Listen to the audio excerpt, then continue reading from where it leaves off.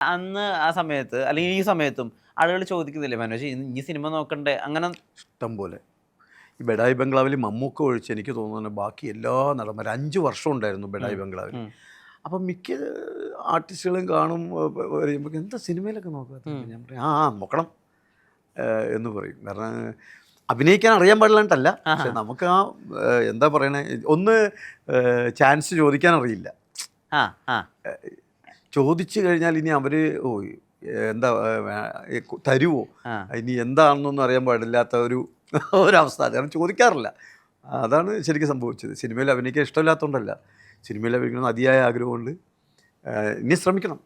ഈ കലാഭവൻ ചേട്ടൻ്റെ കൂടെയും കുറേ അസോസിയേറ്റ് ചെയ്തിട്ടുണ്ട് ഇത് മനസ്സിലുണ്ട്. ആഴക്കടൽ എന്നുള്ള സിനിമയിൽ അദ്ദേഹത്തിൻ്റെ കൂടെ നമ്മൾ നേരത്തെ പറഞ്ഞ റോളുകളിൽ ഒരു റോളാണ്, അതായത് കലാഭവൻ ചേട്ടൻ്റെ കൂടെ ഫുൾ ടൈം ഉണ്ടാവും ആ സിനിമയുടെ. അദ്ദേഹം എപ്പോഴെങ്കിലും നീ സ്റ്റേജ് അല്ലാതെ സിനിമ ചെയ്യണം അങ്ങനെയുള്ള ഉപദേശങ്ങൾ തന്നിരുന്നു? അദ്ദേഹമായിട്ടുള്ള സൗഹൃദം മണിച്ചേട്ടനായിട്ടുള്ള ബന്ധം എന്ന് വെച്ച് കഴിഞ്ഞാൽ കൊച്ചിൻ ഗിന്നസ് എന്ന് പറയുന്ന ഒരു ട്രൂപ്പിൽ മണിച്ചേട്ടൻ ആർട്ടിസ്റ്റായിരുന്നു. ഓക്കെ. അപ്പോൾ കൊച്ചിൻ ഗിന്നസിൻ്റെ വണ്ടി ഈ ചാലക്കുടിയിൽ വെച്ച് ആക്സിഡൻ്റായി, അതിൽ ഡ്രൈവർ മരണപ്പെട്ടു പോയി. കൊച്ചിൻ ഗിന്നസിൻ്റെ ട്രൂപ്പ് ഏകദേശം ഒരു പ്രതിസന്ധിയിൽ നിൽക്കുന്ന സമയത്താണ് KS പ്രസാദേട്ടൻ എന്നെ കൊച്ചിൻ ഗിന്നസിലേക്ക് കൊണ്ടുവരുന്നത്. അപ്പോൾ മണിച്ചേട്ടൻ്റെ കൂടെ ഞാനും ആ ട്രൂപ്പിലുണ്ട്. മണിച്ചേട്ടൻ ഒരു ഐറ്റം കളിക്കുമ്പോൾ അടുത്ത സ്കിറ്റ് എൻ്റെ സ്കിറ്റാണ്.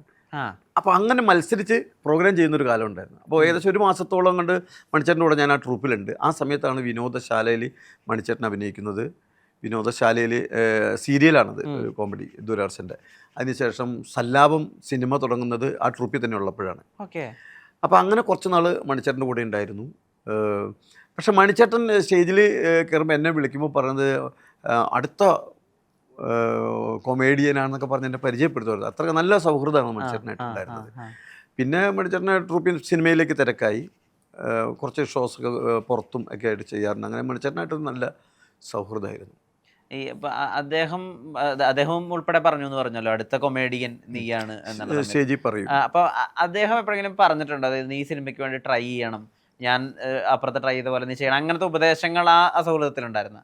അങ്ങനെ ഉപദേശങ്ങളില്ല. പൊതുവെ മിമിക്രിക്കാരെന്ന് പറഞ്ഞാൽ ഇപ്പം എൻ്റെ ഒരുപാട് സീനിയറായിട്ടുള്ളവരും കൂടെ ഉള്ളവരുമൊക്കെ പലരും സിനിമാ നടന്മാരായി കഴിയുമ്പോൾ എന്താണെന്ന് വെച്ച് കഴിഞ്ഞാൽ നമുക്ക് അവർ വേറൊരു പ്രൊഫൈലിലേക്ക് മാറുവാണ്.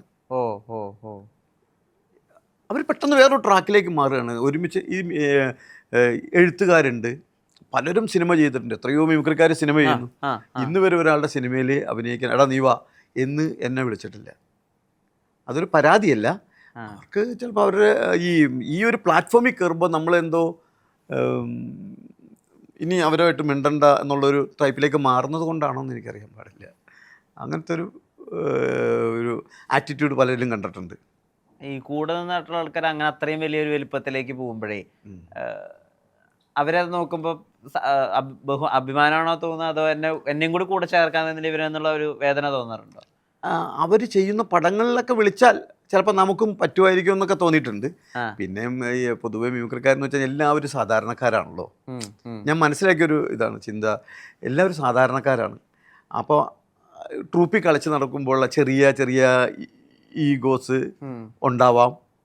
ഞാൻ വളർന്നു കഴിഞ്ഞാൽ അവൻ്റെ മുമ്പിൽ അത് കാണിക്കാം എന്നൊക്കെയാണ് എനിക്ക് തോന്നുന്നത്.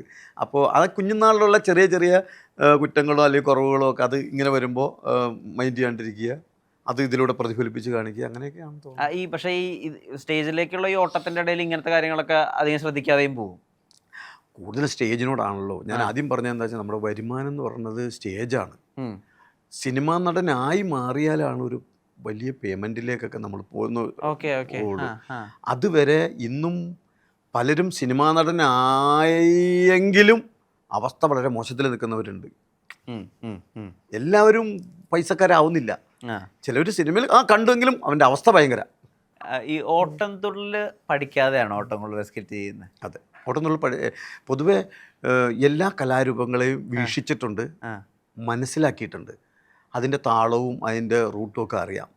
ചാക്യാർ കൂത്ത് ചെയ്തിട്ടുണ്ട് വർഷങ്ങൾക്ക് മുമ്പ്, പക്ഷെ അത് വീഡിയോ ഒന്നും വന്നിട്ടില്ല എന്നുള്ളൂ. ഞാൻ ഗൾഫിലൊരു പ്രോഗ്രാമിൻ്റെ അവതാരകനായിട്ട് ആദ്യകാലത്ത്, ഇപ്പോൾ ചാക്യാർ കൂത്ത് കുറേ ഉണ്ടെങ്കിലും അന്ന് ഞാൻ ചെയ്തിട്ടുണ്ട്. ഒരു സിനിമ ലൊക്കേഷൻ ഈ ചാക്യാരിലൂടെ അവതരിപ്പിച്ചിട്ടുണ്ട്, ഓട്ടംതുള്ളൽ കഴിഞ്ഞിട്ട്.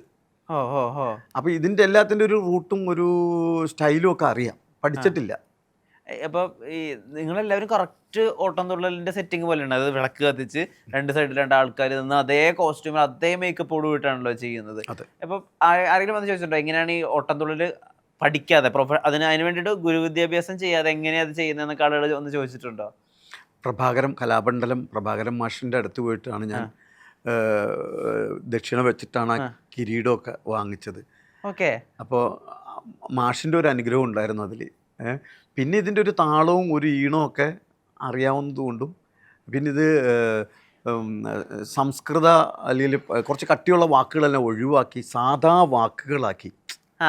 നടിയോ ഗ്രഹിണി പിടിച്ചൊരു ചെക്കന് ചക്കക്കൂട്ടാൻ കിട്ടിയ പോലെ, അച്ഛന് മെഡിസിൻ വാങ്ങാൻ വെച്ചൊരു കാശ്, പുത്തൻ കളസം ഇങ്ങനെ കീറി എന്നൊക്കെ പറഞ്ഞപ്പോൾ ഈ നാടൻ വാക്കുകൾ വന്നപ്പോൾ ആളുകൾക്ക് അതങ്ങോട്ട് ഇഷ്ടമായി, ഹരമായിരുന്നു. പിന്നെ അന്ന് ലൈവാന്ന് ഓർക്കണം. എന്നാ ഓട്ടംതുള്ളലോട് കാണിക്കേണ്ട എല്ലാ ബഹുമാനവും നിങ്ങൾ കാണിക്കുന്നുണ്ട്. എന്നുടെ ഗുരുവരൻ അരുളിയ പോലെ നാരായണ, അത് പാടിയിട്ട് തന്നെയാണ് അത് തുടങ്ങിയത്. അന്ന് ഇത് ഏകദേശം 20 മിനിറ്റ് ഉണ്ട് ഈ ഓട്ടംതുള്ളൽ.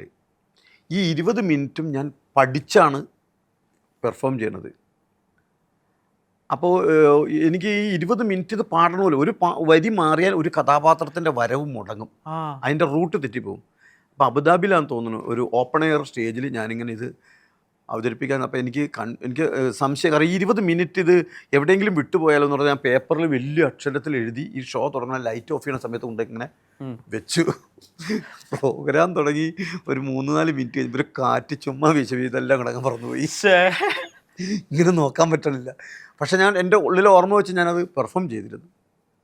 അന്ന് ആ ഓട്ടംതുള്ളലിനകത്തെ കണ്ടന്റ് എങ്ങനെയാണെന്ന് വെച്ചാൽ, ഗൾഫിലേക്ക് ജോലിക്ക് വരുന്ന ഒരുത്തൻ അവിടെ സ്റ്റേജിലേക്ക് വരുന്ന ഒരു നടിയെ കാണുന്നു, അവരെ ഇമ്പ്രസ് ചെയ്യാൻ വേണ്ടിയിട്ട് അവരെ ഷോപ്പിങ്ങിന് കൊണ്ടുപോകുന്നു, അയാളുടെ പണം മൊത്തം നഷ്ടമാവുന്നു.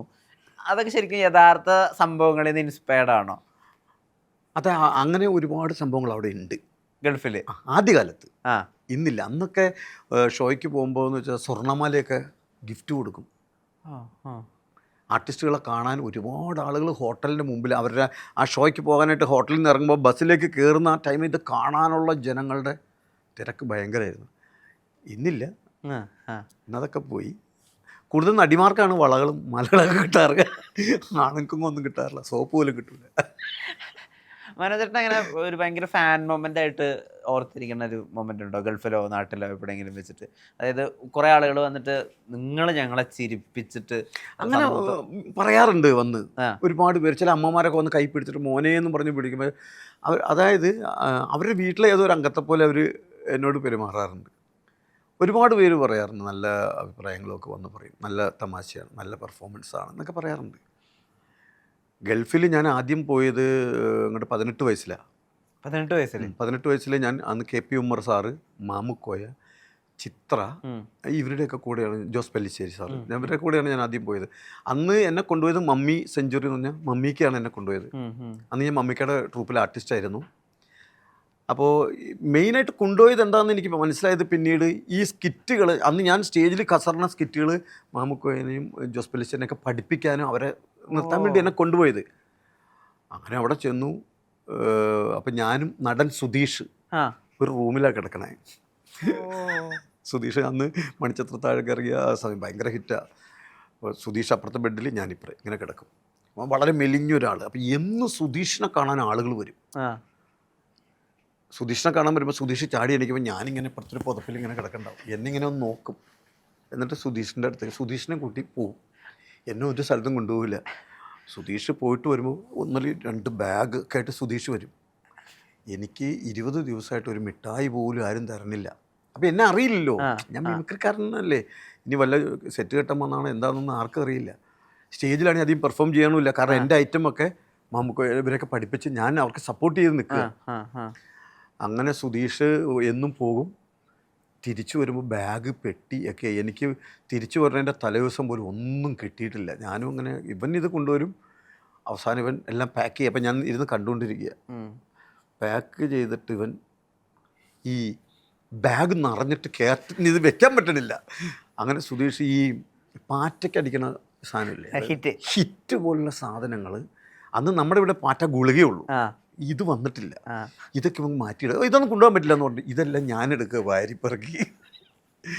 അല്ല, അങ്ങനെ നമ്മുടെ മനസ്സിൽ വിഷമങ്ങൾ തോന്നിയ സമയങ്ങളാണ്. കാരണം ഒന്നും അല്ലാതെ പോയാലുള്ളൊരു അവസ്ഥയെ ഭയങ്കര, ആരും മൈൻഡും ചെയ്യില്ല, ഒരു മിഠായി പോലും നമുക്ക് തരില്ല.